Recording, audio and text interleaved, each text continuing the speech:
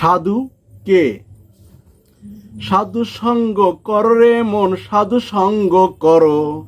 কোথা পাবে সাধু তুমি আগে নির্ণয় করো। সাধু মানে পবিত্র মানুষ, অপবিত্র কবু নহে। শুচি হয়ে শুচিতে মিশবে, অশুচি ত্যাগ করে। কে পবিত্র কে অপবিত্র বলতে তুমি পারো। শাস্ত্র হয় তার প্রমাণ, তোমার সমাজ দেখো। মরা বাড়িতে গেলে পরে স্নান করিতে হয়। মরা পোড়াইয়া স্নান করে আগুন ছুতে হয়। তবে হও পবিত্র সবাই, প্রচার আছে তাই।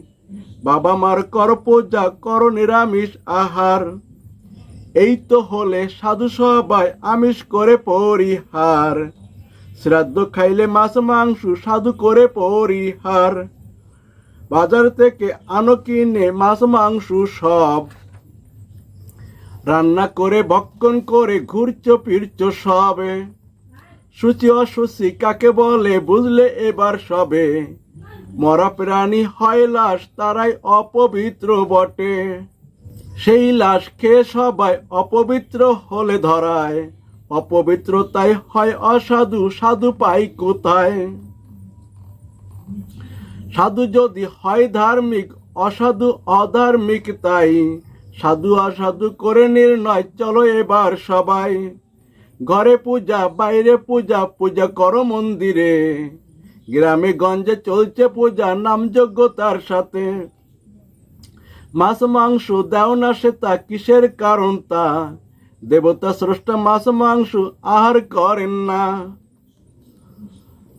বাবা মা করছেন পূজা সেই স্রষ্টা দেবতার। বাবা মার থেকে বড় তাই স্রষ্টা দেবতাই। বাবা মার করছে পূজা হবিষ্য অন্ন খাইয়া। স্রষ্টা দেবতার কর পূজা মাছ মাংস খাইয়া। পূজার প্রসাদ পূজার খাদ্য যখন তখন খাও। পচা বাসি খাবার কেন ঘরেতে বসে খাও? এটাই সবার জ্ঞান বুদ্ধি, এটাই সবার বিচার। স্রষ্টা তাই বলে না কথা, না খায় খাবার।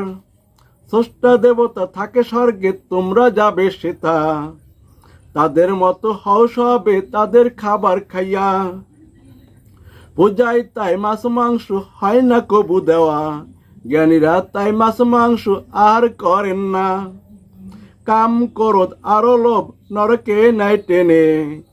গীতার মাঝে আছে তত্ত্ব, দেখো সবাই পড়ে। মাছ মাংস সাথে নারী, লোভের বস্তু সবই। নরকে নেওয়ার জন্য স্রষ্টার হয় সবই সৃষ্টি। জ্ঞানী তাই সৃষ্টি ছেড়ে স্রষ্টাকে বেড়ায় খুঁজে। বোকা খোঁজে স্রষ্টার সৃষ্টি, সেই স্রষ্টাকে ছেড়ে। সবার চাও করে পূরণ, স্রষ্টা স্বয়ং নিজে। কেউ পায় স্রষ্টার সৃষ্টি, কেউ পায় স্রষ্টাকেই। সবার চাও হবে পূরণ, জন্ম জন্মে ঘুরে।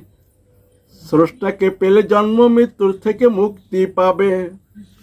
স্রষ্টা পাবার নিয়ম নীতি গীতায় আছে জমা।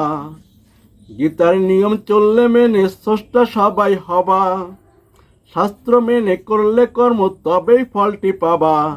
নইলে যাইবে বিফলে সব কর্ম, হইবে বৃথা।